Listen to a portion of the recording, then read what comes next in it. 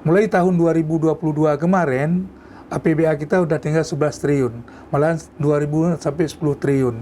17 triliun aja pemerataan pembangunan kita nggak merata. Ya sekarang coba kita bayangin dengan Aceh begitu luas, infrastruktur belum merata, dengan anggaran yang sangat minim. Nanti tersedot lagi dengan dana PON, kita dengar-dengar juga anggaran PON dipakai dari APBA. Kita bukan tidak setuju anggaran PON dipakai APBA. Nggak usah bergabung dengan Sumut. Seperti Papua kemarin, dia sendiri.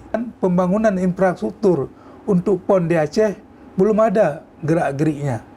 Dan saya dengar juga kemarin akan digunakan dana APBA. Jalan dari Cot Iri ke Ulai Karing. Itu kan semua kami ngomong. Jalan itu tidak bertuan, bukan miliknya kabupaten, bukan milik provinsi.